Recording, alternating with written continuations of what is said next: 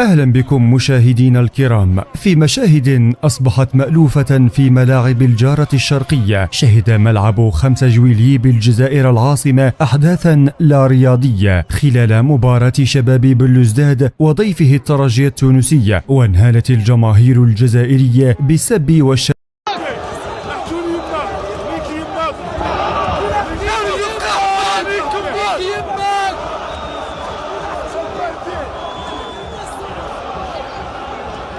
السلام عليكم ورحمة الله تعالى وبركاته. تحية طيبة جميع متابعينا الكرام لكل من التحق بنا مؤخرا. إذا متابعينا الكرام، هذا الفيديو الآن اللي كتشوفوا أمامكم على الشاشة والذي صور من حظيرة الجزائر يوم أمس، والذي يظهر جمهور جزائري يهاجم فريق الترجي التونسي الذي كان يلعب مباراة في حظيرة الجزائر، وبعد تسجيلهم الهدف الأول